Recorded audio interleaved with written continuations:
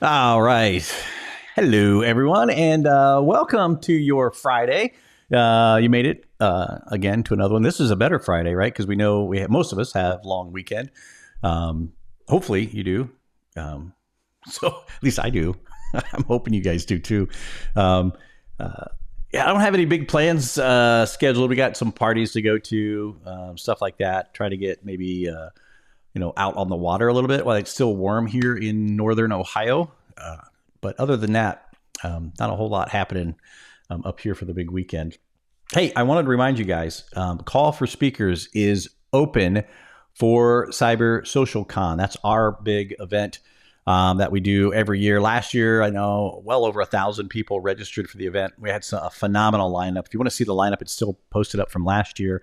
You can just go to cybersocialcon.com, all one word, cybersocialcon.com, and the call for speakers is open.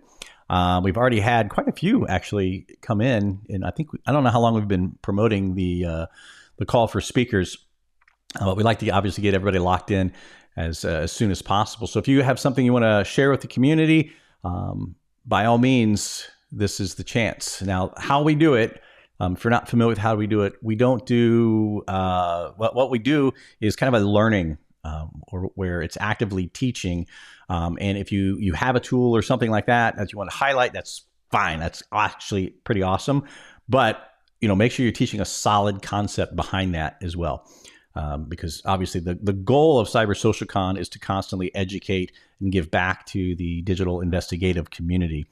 So whether you're teaching someone something in cybersecurity, OSINT, digital forensics, that covers the whole gambit of mobile forensics, so on and so forth. Please go to cybersocialcon.com and you'll see the button down there. I don't have it up actually right now on my screen. You can go for a talk, right? Apply for a talk. We look at each one. Just make sure you're really descriptive in your description, because obviously those go in front of a small panel here, and we review each talk to determine if it's applies to the group, things like that. And then once you get to the next stage, it's simple. You just got to meet with me one-on-one. We'll talk for a little bit and just ensure that your talk is going to go phenomenally. And the best thing is this year, I'm excited. This year, we have a brand new platform, online platform. Those of you who may have attended PFIC got a sneak peek at that platform.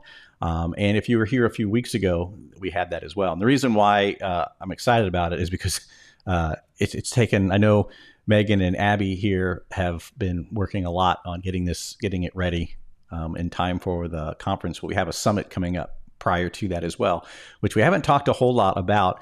You're going to hear about that in the next couple of weeks. We got 3 amazing speakers in some breakouts, just small little chat sessions set up for you. And Megan, what's the day on that? I don't want to mention any of the sponsors on that yet, but I think I'm almost positive it is October 16th, if I'm doing that from memory. Again, I'm living about 15 seconds into the future, so Megan can correct me on that if I'm wrong. Hopefully, I'm not wrong, but I'm pretty sure I got it. All right. Without further ado, let's bring on an old friend of mine. I'm going to say he's not old. Maybe he is kind of old, but we've known each other for a while. Let's go ahead and bring on Rob, if I can find the right button. There he is. Rob, how are you doing, sir? Hey, brother. How are you? Good to see you. Good, man. Good. Thanks for having me on. Oh, anytime. Now, you were on with us in Techno East. You were in Wilmington. Yeah, that was a good time. The Wilmington show was a lot of fun. It was a good show. Yeah, it really was. Yep. Yeah, it was nice. Yeah, you guys were in the booth just angled from us, which was nice too. It was great. Yep. And it was funny.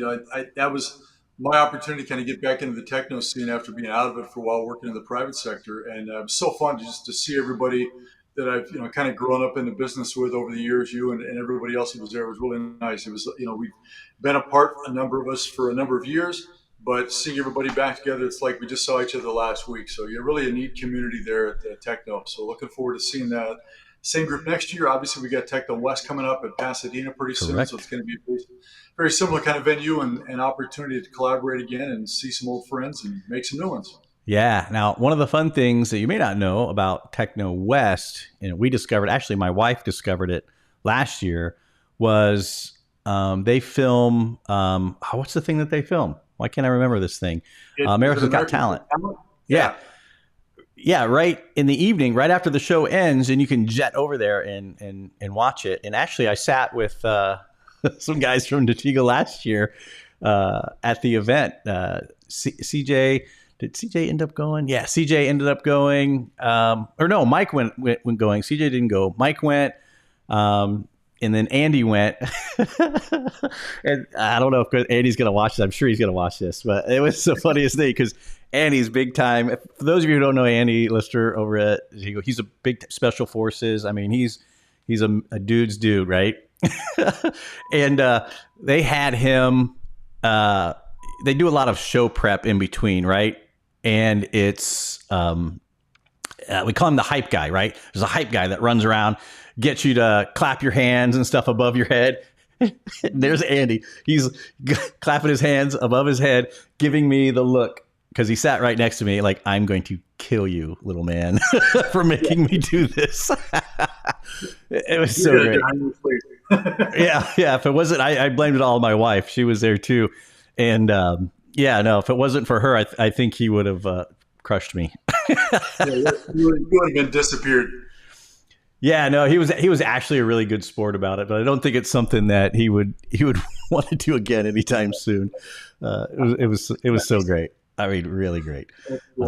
But yeah, Megan tells me yes, our summit is going to be October 16th. There it is. Thanks, and we'll give everybody some more details about that as well. Just little mini learning sessions. We got to make them a day long. It's fun. You guys should participate sometime. We don't know how they're going to go yet because it's our first one, so we don't want to, get our hopes up too much. But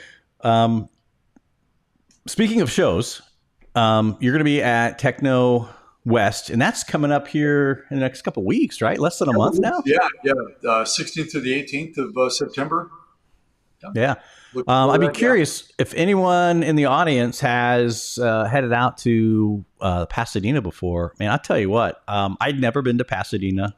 And went last year, and it really, it's not what I expected.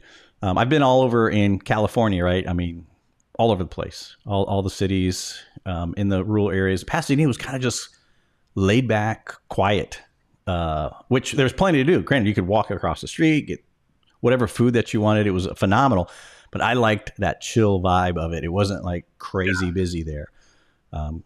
Because we ended up coming in from the airport, and I thought for sure it's going to be like, oh, this is going to be madhouse. Nope. Nope. Traffic was not even that bad. It was great.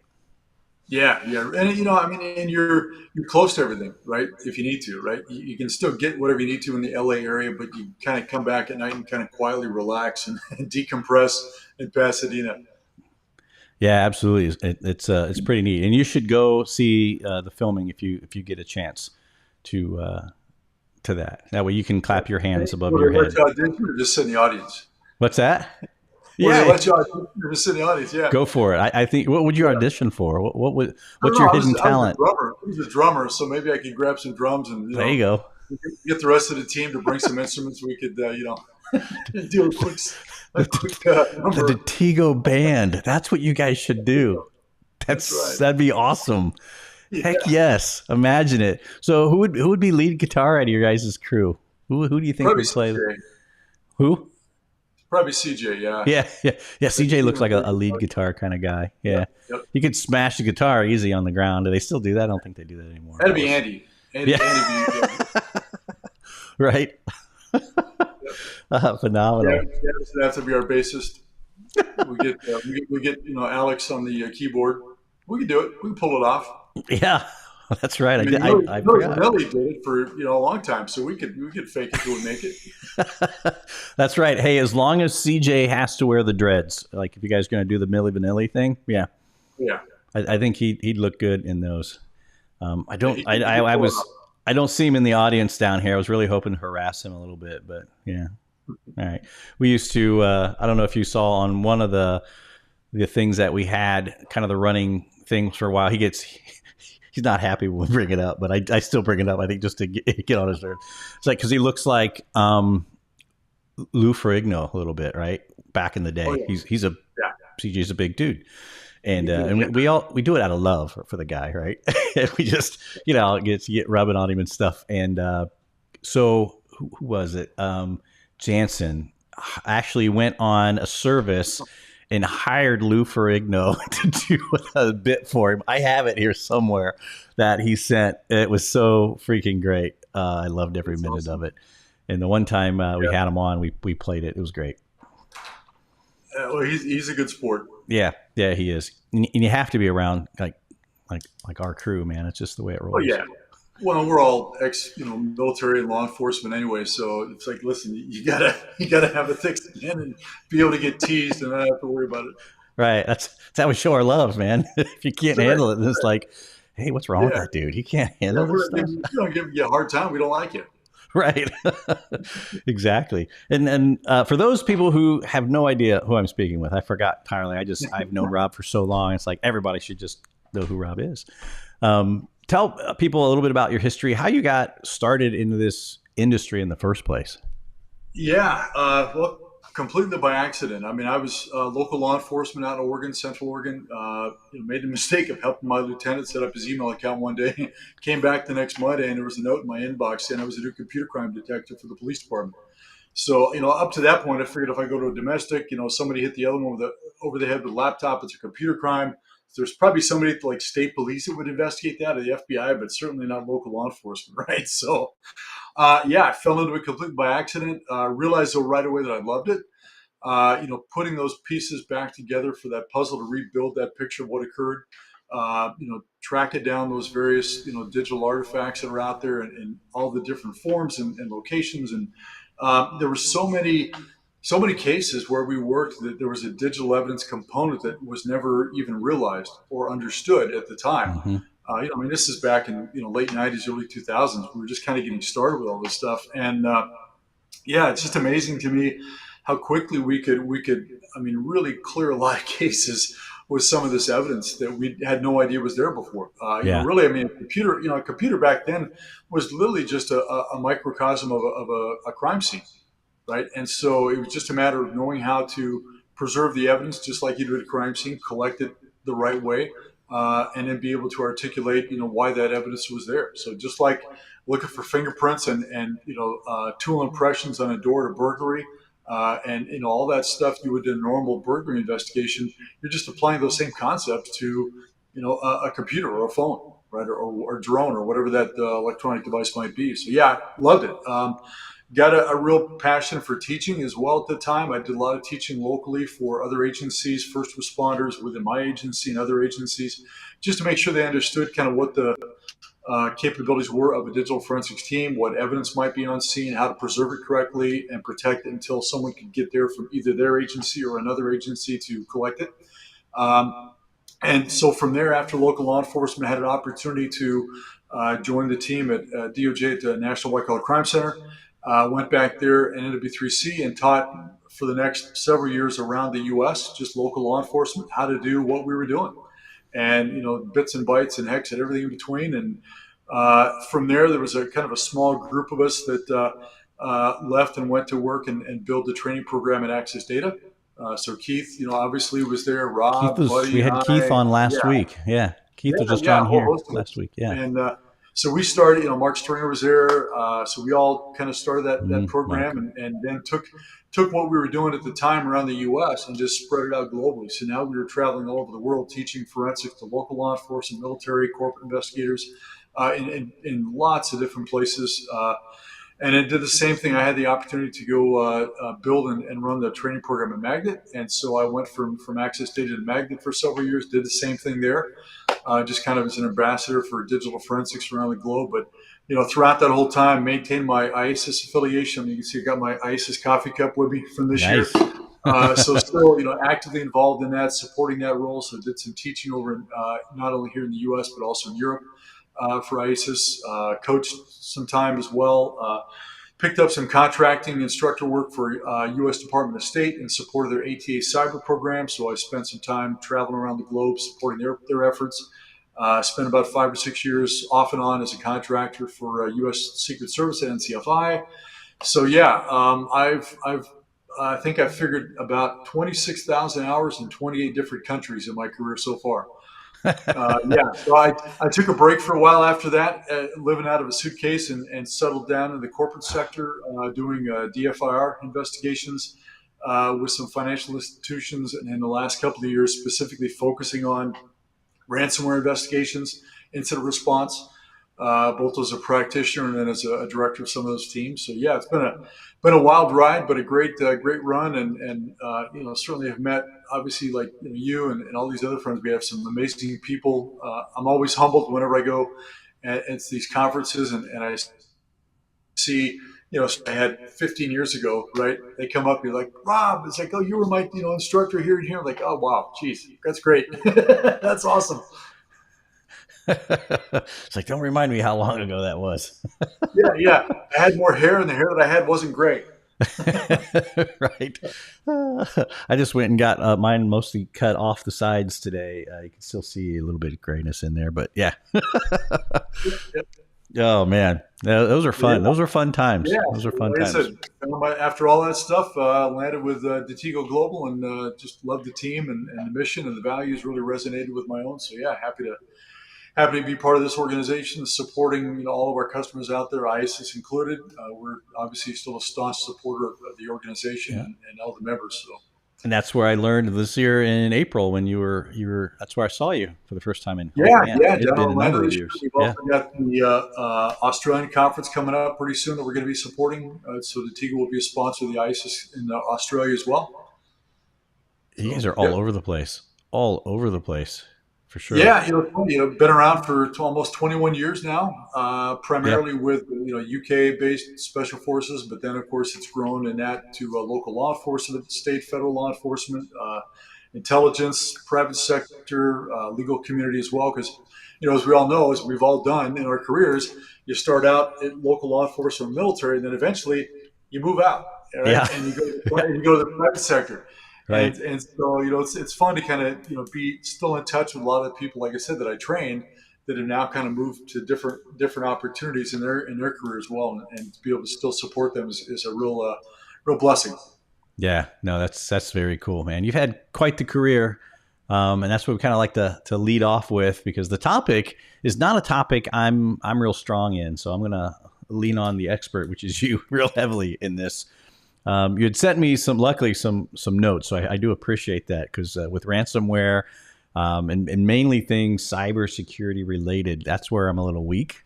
Which I think it's a huge part that people need, absolutely 100% need in digital investigation. They need a strong foundation in it for sure. Just Yeah, because for sure. all of that stuff, everything that we used to have so siloed before is really interlocking and like who was I just talking with? Oh, another guy I was talking to. I was out flying my drone the other day, Mhm. and my phone is attached to the controller. It links directly to the controller of the drone, so I can use it as my heads up display. Well, Right. now mobile forensics and drone forensics just went like this, right? Yeah. And that's just one example. There's so many that you can give between it.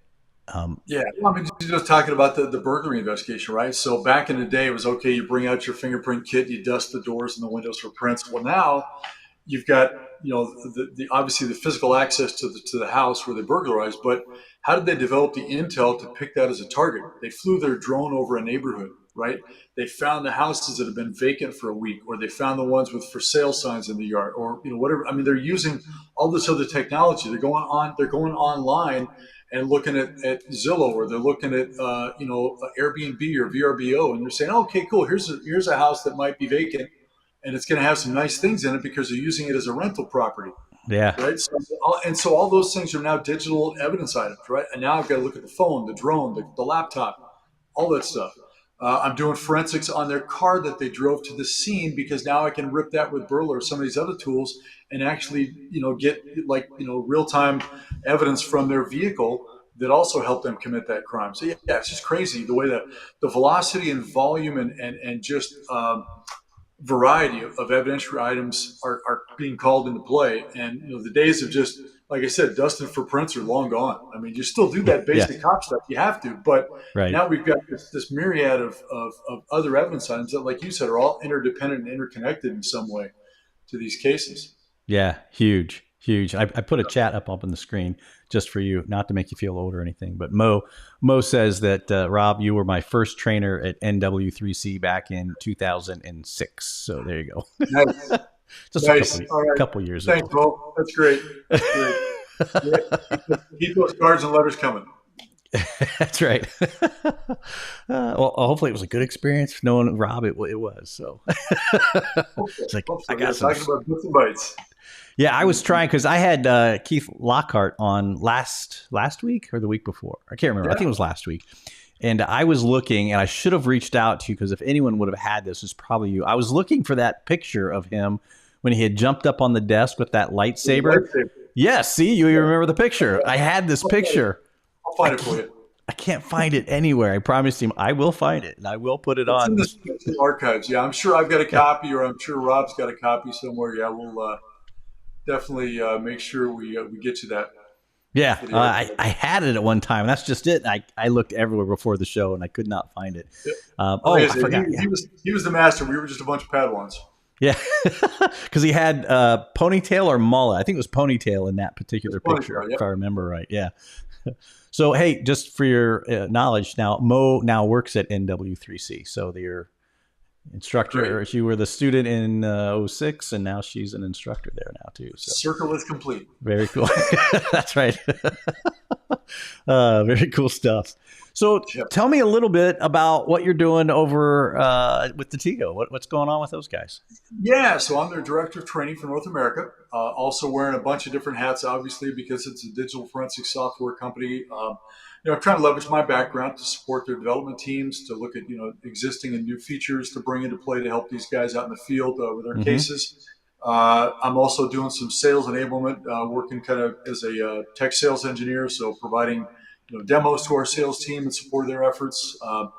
Working with our executive team to kind of look at long-term business development ideas for the training line of business, and obviously supporting our UK support team, because we have our team in the UK, but we also have the US team as well. So when they've gone to bed, then I pick up the slack on the support side and help our customers here on this side of the pond with any support issues they might need. So yeah, just and then of course trying to find all these ways that we can to support other organizations. Obviously, IASIS and Techno and all these groups that are out there doing good things. And so anything we can do to help them out, the ICAC investigators that are out there, working with them on a regular basis. Yeah, still doing some international training. I just did a class last week for a group of police officers in Argentina. The week before that, it was Colombia, and then a couple of weeks prior to that, it was Kenya. Wow. So yeah, still trying to help those teams out that are all over the place. That's phenomenal work. Now we want to talk a little bit about some of the cybersecurity, specifically ransomware. Sure. So, and I know, I don't know, I'm just curious in the audience if anyone who has had to deal with a ransomware type scenario, just drop it in chat, even if you're watching this after the live. Just mention it, and I always like to go back through and check the conversation. And please feel free to drop your question in chat as well. If you got a question for Rob, he is full of knowledge. If you just saw his history, it was considerable, and I knew that going into it. So, but I want you guys to really understand who is the guest and who's really explaining this to you and the importance of these things that we're about to talk about. Yeah, the funny part that I'll have to admit, Kevin, is when you sent me that request and said, "Yeah, pass me kind of back some information," and so I sent you back the information. He's like, "Yeah, Rob, it's only an hour show, man." Yeah, this is like a week's training outline that you did send, in all fairness, but I went through and picked a couple of things. Well, see, here's the thing. I have to be at least... Never ask a trainer to explain anything. Right? You'll be there for days. It's like, we can get through it. It'll take a few days, but we got you. So one of the bullet points that did catch my attention was the one that, it says ransomware is the top cybersecurity threat in 2024 still today, which is pretty amazing to me. So what are the common attack vectors? What's the scenario? Who's the target? I'm going to ask a whole lot of questions. Let's start with targets, right? Yeah, sure. Who's rich for this type of attack? Really, from a target standpoint, it's anybody who presents themselves as a potential victim, right? I mean, you think about, going back to my analogy of the burglary, right? We used to back in the day teach like neighborhood watch groups how to safeguard your house, right? How to burglar proof your house, right? And Mm-hmm. I mean, if somebody wants to get into your house, they're going to get into your house, but you can do a lot to reduce the harm that might cause, right? So it's not so much about burglary prevention, but it's like harm reduction. But if you're presenting yourself as a good victim, right? You don't have lights around the outside of your house. You don't have locks on your doors. You don't lock your doors if you have locks. You don't do the same thing with your windows. You don't have good contacts with your neighbors. Uh, you know, those are the kind of things that are just targets of opportunity for a burglar. I mean, I know because I used to drive around with these guys on probation. I would throw them in my car when I was a detective, and I would say, "Listen, let's drive through this neighborhood, and you tell me what you like, what you don't like." Right? And I would take that intel back and share that with my neighborhood watch groups. So same kind of thing with ransomware. If you don't present yourself as a hard target, you're going to get victimized. Now, very, very simple thing. So I think when I tell people about the cybersecurity platform that supports your organization, right? So just like any strong foundation, it's only as strong as its weakest link. And so a cybersecurity platform foundation really has kind of three pillars. It has what I could call the three E's of cybersecurity, right? You have Mm-hmm. engineering, education, and then environmental monitoring. Those are the three things that are going to support your cybersecurity platform that, again, supports and protects your organization.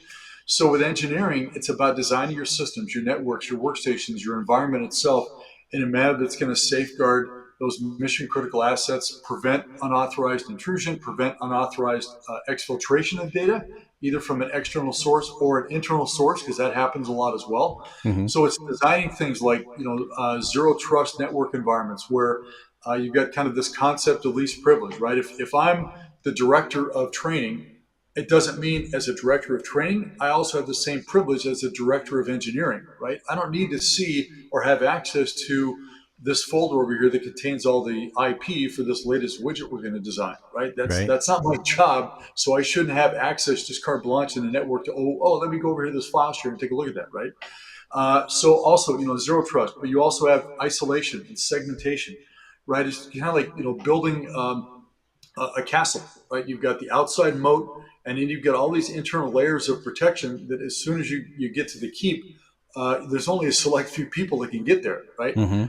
It's not easy to get there because everything to that point has been isolated and safeguarded with separate security measures. So that's what you're building into your network. You're designing it with software in mind to protect against intrusion. So you've got IDS systems in place, you've got firewall protocols in place, you've got data loss prevention software platforms installed. I mean, so the engineering of that environment is very much a critical component of that foundation. Then you have the education, probably one of the most important ones because the weakest link in all of this is the human factor. If you look at all the ransomware attack vectors, a big majority of those are coming from social engineering. So whether it's phishing, email phishing, SMS phishing or smishing as they call it, or voicemail phishing, or vishing, or spear phishing, all of those components have one thing in common: and it's a person that Yep. clicks on the link in the email, that downloads the file because they think it's from a vendor that they've worked with for years. So it's that social engineering component that is really critical in the education side of it. So you've got to educate your people, whether it's public or private organization. You've got to educate them on what is good cyber hygiene, right? What is a safe password to use? How what cyber hygiene kind of security measures should I be thinking about, right? If something looks suspicious, it probably is. I need to report it. I've got to have a mechanism in place to do that, like in Outlook, right? Or my email client. Is there a button I can click to say report phishing, right? That gives it to my IT team or escalates it to an internal cyber team. So the education is important, and that's got to be ongoing, right? You can't just be, hey, in January we're going to do our cyber training. Well, great, okay, I did that 9 months ago and I forgot about it. But hey, I'm going to look at this email from Bob because I think I know Bob, right? Oh yeah, there's a picture of his vacation, right? So you've got to have ongoing measures that are not regularly scheduled, right? Just non-regular intervals where you're sending out just a random phishing email internally to see who bites. right? And then you track those metrics. And if you get, a number of people that failed, well, guess what? You guys get to go remedial training, right? You're going to go through this training session again online and make sure you understand what we're trying to protect here, right? So very, very critical. And not just about the phishing scams, but social engineering in general, right? Phone calls, tailgating into an office, people that like. So one of the other attack vectors I mentioned, insider threat, very common for these threat actor groups around the world that are perpetrating ransomware attacks.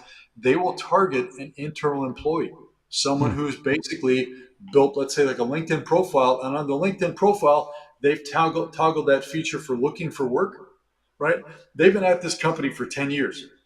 Their job title at this company is director of IT or CISO or some other kind of mission critical security role.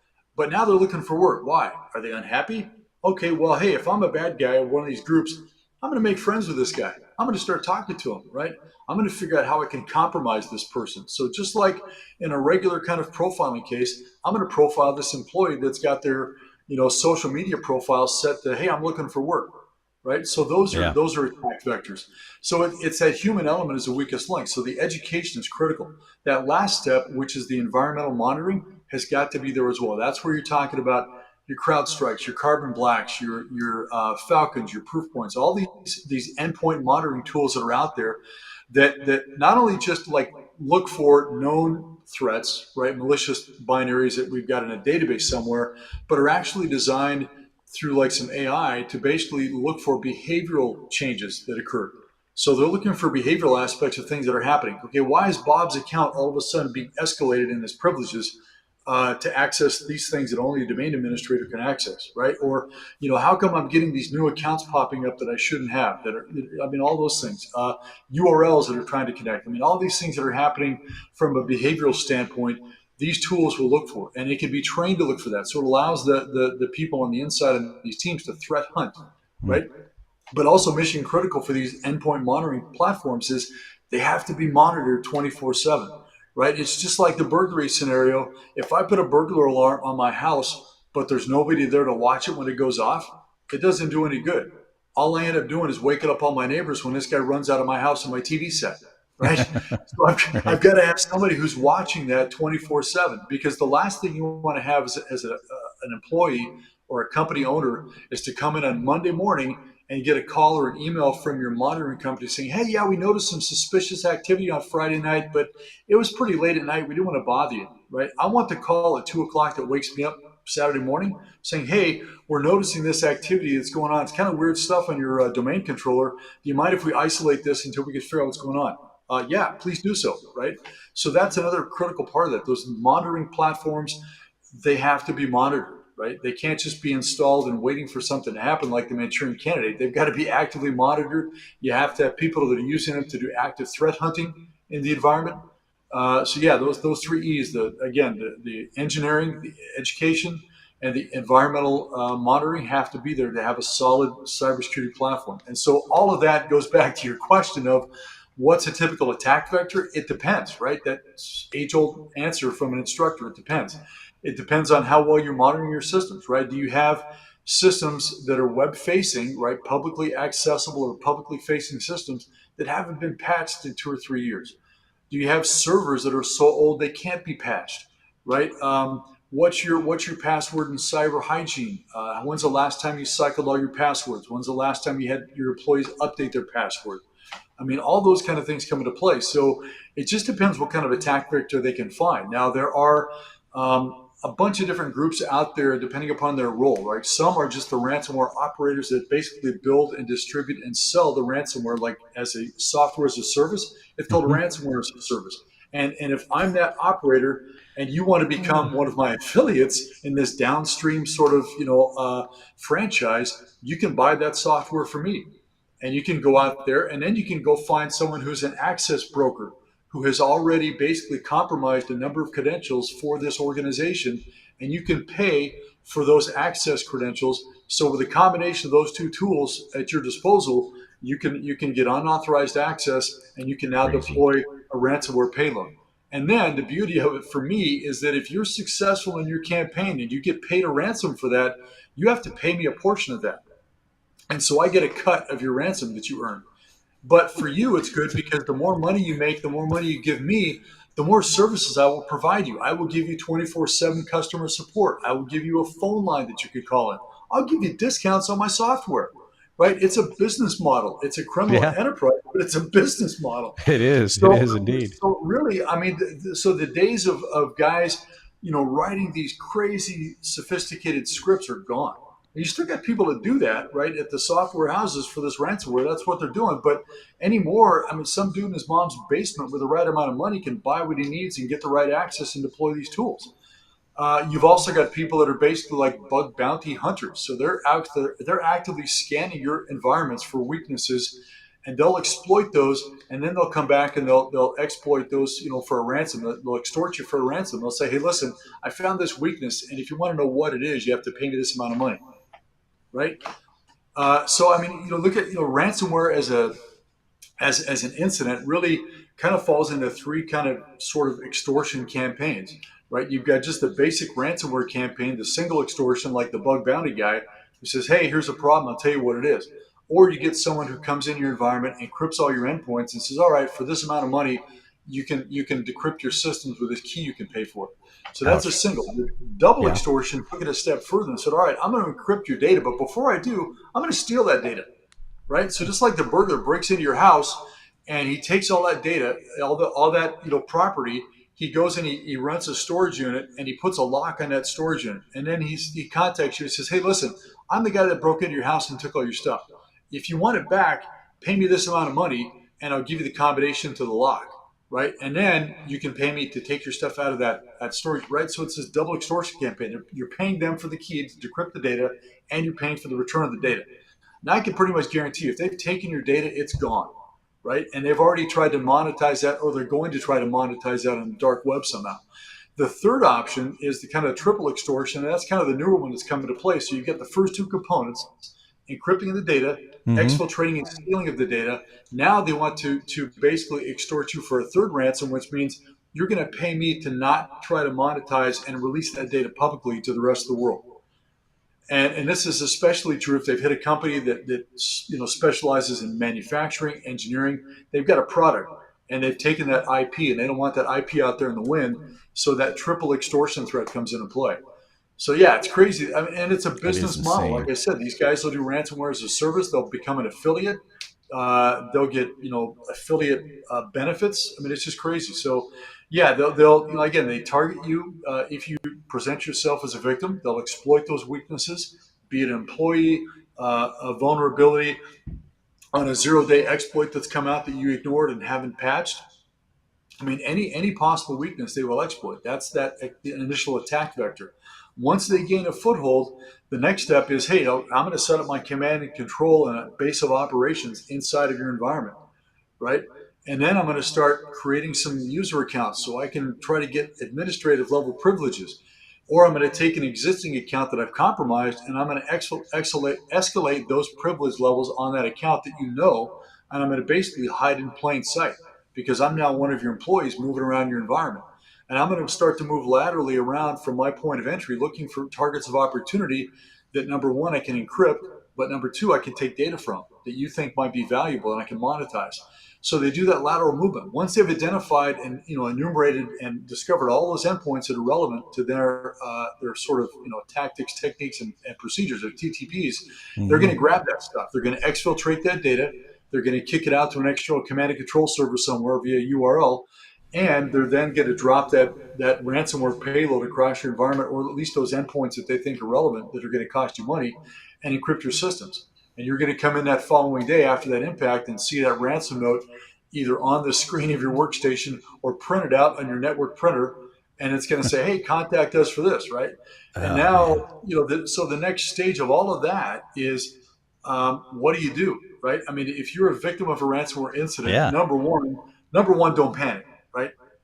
Number two, contact a professional. If you don't have someone in your organization who specializes in this, if you don't have a DFIR team dedicated to handling these investigations, be very careful. Even if you have a DFIR team, they might not be specially trained in the nuances of a ransomware investigation because Right. there's a myriad of things you have to think about. It's Oh not yeah. just about it's not just about you come in.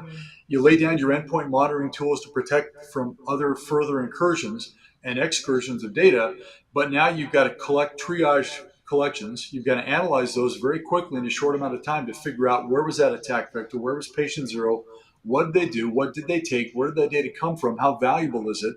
But the other thing you've got to figure out is, okay, I got to start talking to these guys. So someone's going to have to talk to this bad guy. That's the next step. And so if you've got a DFIR team that's in your organization, that's not what they do, right? So probably what's going to happen, the organization is going to contact their insurance provider and they're going to say, hey, do we have a cyber insurance rider? And if they have a cyber policy, that cyber insurance carrier is going to say, all right, listen, don't touch anything. Okay, right? I'm going to contact a specialized, especially trained DFIR team. So they're going to contact a breach counsel, an attorney who works specifically on these things. Those attorneys have on their kind of preferred provider list DFIR teams and consulting firms that work specifically with ransomware investigations. So they're going to spin up a scoping call basically to say, all right, let's look at, tell me what's happened. I can tell you what services we can provide. I'll tell you how much it's going to cost. It's not cheap. And I'll tell you how long this engagement's probably going to take. But once everybody gets engaged, now they're going to come in and they're going to start laying down those endpoint security tools. They're going to start doing their collections. They're also going to reach out to that threat actor because basically you have 3 teams, 4 if you count the legal team, that work in parallel with each other. Okay, you have the endpoint detection and response team that's protecting the environment, right? Putting that sort of ADP burglar alarm over the house, right, to make sure nobody gets back in. Then you have the forensics team that's collecting the evidence and analyzing the evidence. Then you have the cyber threat intelligence team that's gathering as much information as they can about that threat actor to provide to the other teams. And the other thing they're doing at the same time, that CTI team is reaching out now to make that initial contact with the threat actor.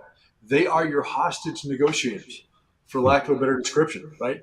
They have taken people, they've taken data, but it's the same concept. Back when I was doing hostage negotiations in law enforcement, same thing, right? It's about keeping their focus on you and not on the victims, in this case, the data, right? If I keep them talking to me, then they're going to spend less time trying to get back into the environment, try to do whatever they're going to do with the data. So what I'm trying to do is I'm trying to develop as much actionable intelligence as I can for all the other teams. Because if I'm going to talk to the ransomware guys, the threat actor, I'm going to ask that TA, okay, look, you left a note on my computer saying you took my data, prove it, right? So I'm asking for proof of life, right? Give me a file. Right. And I'm going to get that file, or I'm going to get that file list of where they say they took the data. Okay, yeah, it's definitely our path for our data, right? Or yeah, here's definitely a file that came from our engineering file share. Okay, so I got that proof, and I immediately give that to the other teams so they can figure out, okay, how did they, where'd that file come from? At the same time, the legal team who's been hired is saying, okay, where did the data come from? How damaging is it? Does it include things that are going to require notification? Because if you're taking PHI, personal health information, PII, personal identifying information, now you have to think about, do I have to mandatorily report that to a state agency, federal agency? Do I have to pay for credit monitoring if I notify all these people? And so they specialize in that because each company is different. Everywhere, if Detego operates in Delaware, but we also operate in the UK and we operate in Atlanta, we operate in California, I have to know what the laws are and reporting requirements are for each of those states. Okay, I don't have that kind of expertise. That's why I have a cyber insurance carrier who has a breach counsel that specializes in that. So they're going to work with that victim company to make sure the notifications are correct and what they need to notify for, or even if they have to notify. They're going to draft letters to their constituents or their clients or their board members to say, hey, this is what's happened, stand by, it's being taken care of, right? So all those things come in. So those 4 parallel work streams are happening all at the same time. And that threat intel team that's working with that TA to get that data, they're getting proof of life, but they're also now, because of the double extortion campaign, now they've got to get proof of decryption. So they're going to send that threat actor the forensics team is going to collect an encrypted file, give it to the threat actor communications team, who's then going to give that to the threat actor, who's going to hopefully decrypt it and send back a decrypted copy to basically confirm that their key will decrypt that environment. Because it's not uncommon for these guys to basically, say, hey, I just hit so-and-so, or hey, on their leak site, they're going to post the fact that so and so company was just compromised. Hmm. Well, that leak site is open to the public. I mean, if I've got a Tor browser and enough time, I'll go out there and find the leak site and look to see what's going on. I might say, hey, I'm going to pose as this guy. I'm going to go in there and say, yeah, I've got your data. Pay me 50,000, and you can have a decryption key. So they Oh. pay me, and I Oh. just send them, a picture of Yogi Bear. I mean, they don't know what I'm going to send them, right? So if that key doesn't work, they're out 50 grand, right? And they've still not got to go back and deal with the same threat actor. So not uncommon for that to happen. Also not uncommon for them to pay a threat actor and not have that key work in the entire environment. If they've got encrypted Windows endpoints, Linux endpoints, you might think you're paying for everything. You're only paying for the Windows key.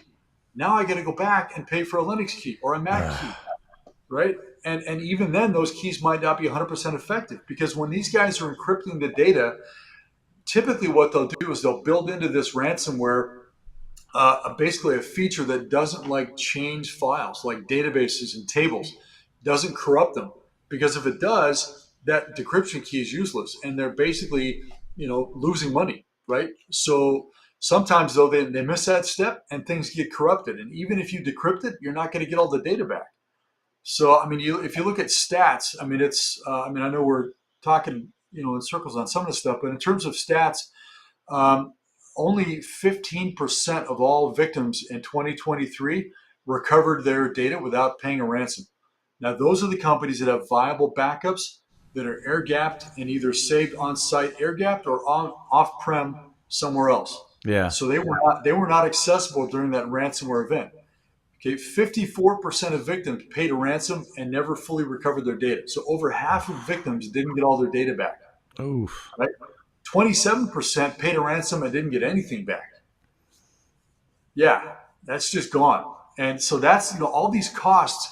If you look at ransomware in terms of what it costs, you mentioned at the top of the show, it's the top priority in 2024. That's because in 2023, it cost in the U.S. alone over $5 million in these victim cases to Mm. remediate and recover. Globally, you're talking 265 billion by like year 2031. It's because it's so prevalent, it's so easy to do, but it's also so easy to prevent, right? And we talked about that a little bit about those 3 E's, just simply doing simple things like housekeeping, prevention, things like NIST and all these other great resources that are out there. The cybersecurity infrastructure, cyber security infrastructure and security agency, CISA. So CISA.gov, great website for a small business organization. Anybody who wants to learn about cybersecurity and Hmm. ransomware prevention, go to that site. NIST, right? National Institute for Standards and Technology, been around forever. Yep. The geeky guys like a bunch of Sheldons or Big Bang locked in these rooms testing stuff, right? Well, guess what? They've also got great best practices for cybersecurity and ransomware prevention. One of the things that they brought up in their recent recommendations that I didn't even think about was for passwords, right? In the old Yeah. days, it used to be, hey, if you entered your password incorrect 3 times, you're just going to get locked out. Well, now what they're saying is don't lock out, but basically delay that next opportunity to log in, right? So hey, if I've signed in 3 times incorrectly, instead of just locking me out completely, which means I have to now reset my password, which Right. means I'm going to get mad and frustrated, and I'm going to pick something that's easy. So now it's more likely that I'm going to get compromised, right? But if you just delay that, okay, I'm going to take a pause, take a breath, count to 10, right? And Yeah. then get back in, right? So anything you can do, again, it goes back to that human factor, right? And same thing with password retentions, right? Don't do passwords, do passphrases. They're easy to remember. You don't have to worry about coming up with some weird alphanumeric combination. Password managers are great, right? Third party password manager you keep on your phone, multi factor authentication. So make it like multiple steps on different devices to log in. So I want to log into my phone, it sends a code to my computer or vice versa, and I've got to log in that way. Include those internal phishing campaigns we talked about. As a just a basic security measure, just again going back to our burglary of the house, if there's a door or window of my house that I don't routinely open, leave it locked. Like just lock it. Same thing on your computer. These things have thousands of ports that are typically open by default. And if you're Hmm. not using them, lock them down, right? You've got software out there that will do that automatically for you. These endpoint monitoring tools will continually scan. They're basically, think of like someone inside your computer and think of a port like a window or a door. So these endpoint monitoring tools are constantly looking at every one of these ports, all these doors and windows, looking to see who's on the other side, right? If they don't recognize that person, they're not coming in, right? Same thing with these ports in your computers. Lock them down if you don't need them. Monitor all those to make sure nothing's coming in that's nefarious or malicious. Just simple stuff like patching your systems. If there's a patch that comes out that's recommended, and you can sign up for these patch recommendations and notifications on CISA's website, that CISA.gov site, sign up for these Right. stuff, right? Get notifications, regular notifications, and update them, right? Don't put it off because I can guarantee these guys that are watching these 0-day updates, just like you are, and when they come out, they're going to go after those vulnerabilities. If you have the ability to hire and build out an internal team that deals with cybersecurity, do so. If not, make sure your managed service provider has that capability, or you have the ability through your insurance company to have at least periodic vulnerability assessments done by a third Yeah. party. A lot of times, too, as a follow up to a ransomware incident, if you are victimized by a ransomware incident, before you can go back to that same insurance company, they're probably going to make sure you go through a cyber assessment, a vulnerability assessment. So Yeah. you can probably do one anyway. You might as well just be ready for it, right? They just want to make sure, kind of like a pre-existing condition, right, that you're not going to have the same vulnerability if they're going to insure you again. And then again, I'm not an attorney. I don't play one on TV, but I can tell you there's a lot of legal things involved in these cases. I mentioned a few of them, right? Mandatory reporting requirements. Yeah. Know what your state's requirements are. There's 48 states right now in the U.S. that have mandatory reporting requirements. So know what your states are. I can tell you that each state is unique and different. Some states have a very low threshold. Like if there's one victim that's been compromised, guess what? You have to notify everybody who's a customer. Other states, it's going to be like 2,000 people. So it varies by state. Other things to consider when we talk about these threat actors, right? If it comes to the point, and hopefully it never does, because former law enforcement, I hate the thought of having to pay a ransom to somebody. But if you have to, and there's no other way to recover your data, the one thing that this third party DFIR firm should be doing for you is they're going to be checking to see if this threat actor is a sanctioned actor. In other Mhm. words, OFAC, Office of Foreign Asset Control, SDN, specially designated nations. There are nation states that sponsor ransomware terrorism, essentially. Russia, China, North Yeah. I Korea, they're saw out this massive there. Yeah, list that you sent over. I was like, it oh is. my. Yeah, that's a sampling. But what basically happens is the U.S. government has said, listen, it's against the law. Okay, it's a federal crime to pay these guys a ransom. It's also potentially a crime if you just simply engage in negotiations with these guys. Really? Yes. So I can talk to these guys all day long about the data they took and getting proof of life and all that stuff. But as soon as they start talking about money, I'm done because that can be misconstrued as facilitation. Hmm. So if you pay them a ransom, you're subject to criminal and civil penalties at the federal level that are hefty. And so what your teams need to be doing is developing that intel as part of that process for you to say, hey, listen, we can help you try to recover your data, but if they start talking money, we've got to leave the table because these guys are sanctioned, right? So Yeah. there's that legal aspect of it. Some states in the U.S., North Carolina and Florida, are the first two to do this, but I'm sure we're going to see others. They basically make it against the law for a state agency, state, local, federal, or a state, local government agency to pay a ransom in a ransomware event. No kidding. So So if a city, yeah, so if a city municipality gets hit in North Carolina and they can't recover the data without a key, they're done. I'd That say, yeah. data is What are you gone. supposed to do? How are you supposed to handle that? And And that's why it's so especially if it's important. like very proprietary data, Yeah, is backups. that's it. You're just stuck Yeah, if not, huh? yeah, yep. I mean, we Wow. talked about earlier on that earlier statistic about the number of victims compared to the overall number that actually Right. can recover their data is very small. But those are the ones that have the viable backups that have a backup that's isolated. The backup's done on a regular basis. It's isolated from the rest of the network, be it air gapped or maybe it's transferred or archived off site, whatever it might be. But those backups are done on a regular basis and they're protected, right? And so you got to do things like that. That's all part of that cyber posture we talked about. You got to protect your backups. You got to have backups first of all, and make sure that they can't be accessed easily. Huge importance. Yeah. Within the network. Yeah. Huge Yep. importance. Yeah. And it's just so much that someone has to deal with. What do you think the average size is that some of these ransomware folks go for? Or does it matter on the size of a company, or because obviously like a mom and pop shop who's making candles down the street is probably not an ideal target for them. They'll put them out of No, business maybe, but no, they're not they're gonna. going to be targets of opportunity. So another Yeah. thing that can happen with these attacks, and this kind of goes back to that initial attack vector we talked about earlier.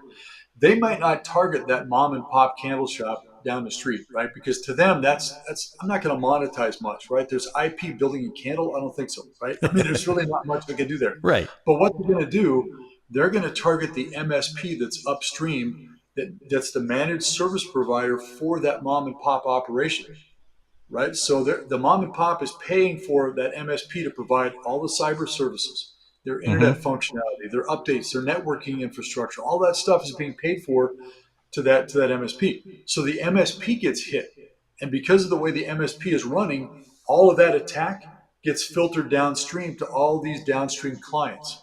Hmm. So now that incident is not just the MSP; it's grown exponentially, and now the MSP is looking at a pretty hefty bill to deal with that, because not only do they have to remediate and recover potentially all that stuff, but now they got to deal with this threat actor who's saying, "Hey, listen, yeah, I encrypted your stuff. Yeah, I also encrypted the data for 10,000 of your customers. Right?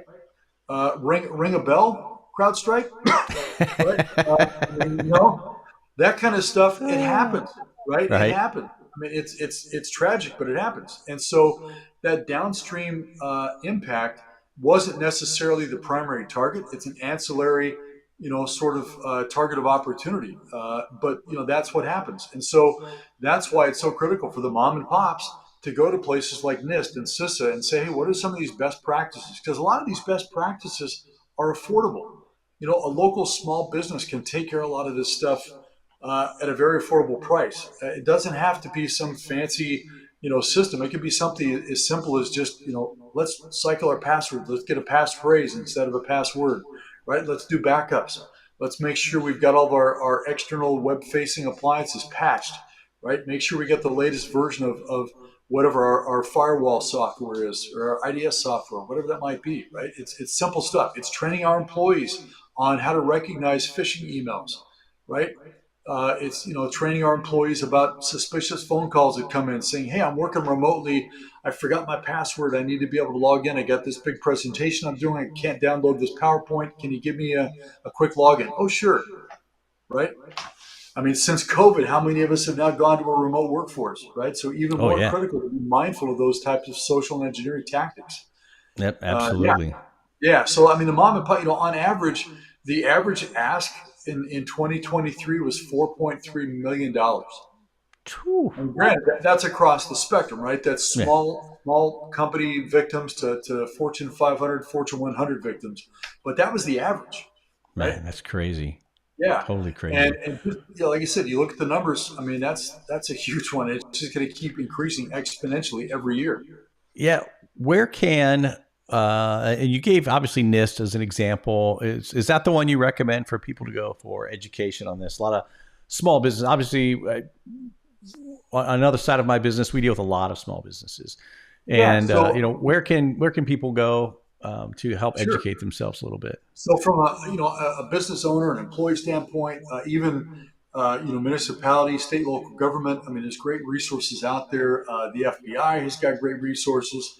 U.S. Secret Service, FDIC, FDLC. I mean, all of these kind of financial institutions that are out there. There's great resources for them. Just in general, the sites like CISA, right, the Cybersecurity and Infrastructure Security Agency. So Mm-hmm. CISA.gov. Great site, great resources. They're free, so free's a good price. right? Heck yeah. That you can also sign up for their forum. You can get regular updates on things like CVEs, those critical and vulnerability exploits that come out. NIST, NIST.org. NIST Gov is another good one. Great, best practices again at CISA and NIST for cybersecurity best practices. Good best practices for cyber hygiene. Um, if you just do like a Google search for cybersecurity best practices or ransomware prevention, there's just a ton of them that are out there. Now, granted, a lot of them are coming from vendors, right? So take what Yeah. they present with, a grain of salt. That, hey, listen, they're going to give me some good information, but I'm probably going to have to give them my information to download this report or download this recommendation. So just keep that in mind.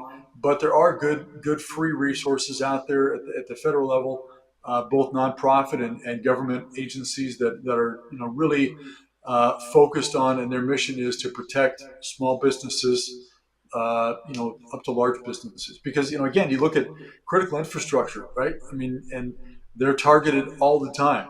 And so the more they can do to protect those agencies and those organizations, the more they can focus on other targets of criminal activity. So Yeah, and now let's focus a little bit on the investigator, whether it's government side investigation or whether it's sure.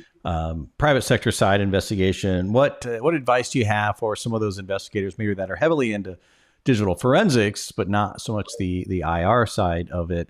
Where can they go? References for those guys as well. Yeah, I mean, I give you myself as a great example. I grew up in the digital forensics space, right? So Yeah, when I moved into the DFIR space, that acronym for me had a capital D and capital F, and then a lowercase I and lowercase R, right on. right? Yeah. So I had to very quickly learn to grow those last two letters up to that, capital that set. So a lot of good training that's out there. There's good free training. There's good vendor sponsored training. If you're an IASIS member, IASIS has the Cipher class, CFR Hmm. class, great course about digital forensics, incident response, blending those disciplines. Because over the years we've had to grow. Those of us that started in DF side, all of a sudden now we're working with this younger generation that came straight out of college that had a really solid IR, but not so much the DF side, right? So for us, we're coming in and we're working with these people. Maybe they're subordinate members on our team, but we're working with them because we can kind of put the puzzle pieces back together, and we can provide, because our law enforcement background or our investigative background, we can explain to them kind of the behavioral aspect of why are we finding this stuff here, right?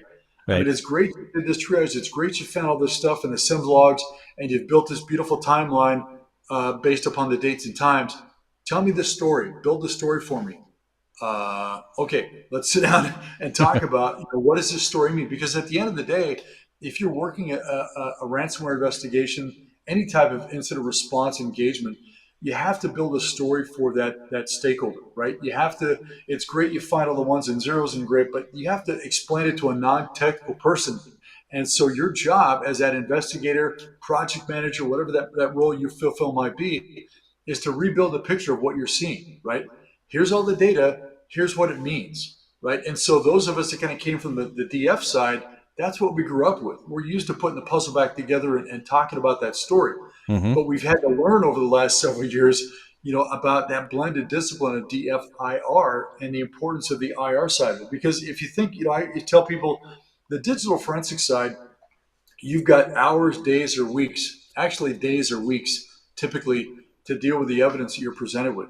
On Right. the IR side, you have hours, sometimes minutes, to deal with this stuff. Because you might be in an active investigation, an active incident, and you've got to track this stuff down on the fly in real time to shut down this incursion, to shut down the exfiltration of data, right, to protect those assets internally. And so that's where that blended discipline comes into play. It's about applying those digital forensics principles in a much more abbreviated timeline.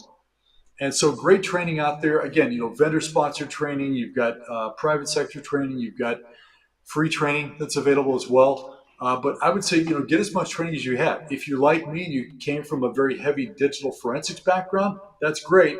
Now you better focus your training on the network side, the incident response side. Right. right? And being able to look at, how do I interpret a SIM log? How do I interpret a firewall log? What does this mean, right? And how do I build my timelines out of this? Also, make sure you become very familiar with your adversary. And by that, I mean, do your research into profiles of threat actors. The FBI has got great resources out there. Most of these companies that provide endpoint monitoring solutions also have on their websites a resource link that will give you information about ransomware groups specifically. Hmm. Now, CISA is one of those also. You can pull up all sorts of great profiles and threat profiles on these ransomware groups from the CISA site, but you have to know who you're dealing with. And so understanding their MO, their TTPs, how do these guys think, right? Just like back in the day when I drive these burglary suspects around, they got arrested, convicted, and sent to jail, and now they're on parole or probation. I want to drive them around in my car and point out the places that don't make sense. I want to know what makes these guys think. Why did they think this house was a good target, right? Know your adversary, study up on these guys, understand what their mode of operation is for their organization. Did they heavily phish? Do they heavily do social engineering? What is their typical way of getting access to this environment? And then what kind of extortion campaigns do they run? What are you going to be up against? Is it a single, triple, or double extortion campaign? Do they have a website? Right? And so what you also want to be able to do is set up an isolated standalone workstation that's got basically things like Tor browsers and clients that can access kind of the darker side of the web that's not going to impact the rest of your network, right? Because it's isolated. Right. So set it up with its own network connection. Yep.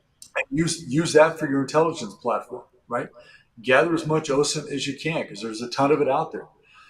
There's also great classes on open source intelligence, and so I would encourage everybody who's looking to kind of build that part of their acronym. The IR part of the acronym is to explore some of those. Yep. ISIS has got some great ones.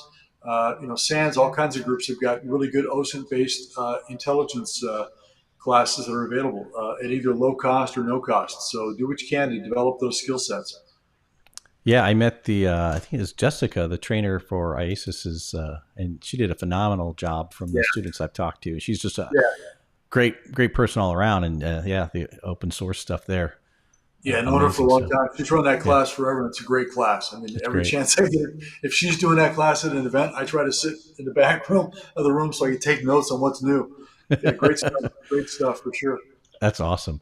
Rob, I just glanced up at the time. I cannot believe we actually are 9 minutes over. I mean, we went past. I mean, awesome. I'm like, we can't learn enough. I mean, you guys should have seen. I wish I could. I don't have this up to share, but the outline. I think we got actually. You did a phenomenal job of getting through most of it. I think most of it because I was kind of scrolling as you was like, okay, I don't need to cover that. Rob just talked about it. Don't need to talk about that. Rob just talked about it. So awesome, awesome. Good, yeah. Awesome. Yeah, stuff. I figured we'd go pretty close. So yeah. Yeah, no, and so Dave Schwint says thanks for all the information, Rob, and that's what I was just about to say as well. So, man, that's just so much. I'd like to have you back, and we can focus in on maybe a particular element or something like that if you're up for it. Yeah, I'd be happy to come back on sometime. Excellent. Yeah, I think, just on the prevention side, it'd be a great one to focus on, right? Yeah. Because we kind of talked about the whole picture today, but let's kind of focus on that prevention and harm reduction maybe in another episode. Yeah, for sure. Well, Rob, thanks so much. Don't go anywhere. Hang out here. We're going to do some exit intro, or exit music, and all that other fun stuff. Yeah. And then I'll chat with you after the show here. Kevin, it's always a pleasure, brother. Thank you for having me back on. Thanks to everybody who joined today and listening. And I think there's a way to get them my contact information if they have questions, right? We'll make it available. If not, I'm sure you can head over there to Detego's website and find you over there somewhere, right? Or if you want to give your email address, you can. But again, I typically don't in the live shows, but you can do it if you want. I know there were a lot of questions that probably didn't have a chance to get answered. So if they want to, they can reach me offline and ask me any of those. Happy to do that. Excellent. And thank you again for having me on today. It's a pleasure as always. And glad we got to present some pretty good information that's hopefully going to be relevant and helpful to a lot of the listeners. Excellent. Rob, thanks so much. And we'll definitely have you on again very soon. Thanks. Hang out. Everybody else, thanks so much. Appreciate you guys hanging out. We'll see you next week.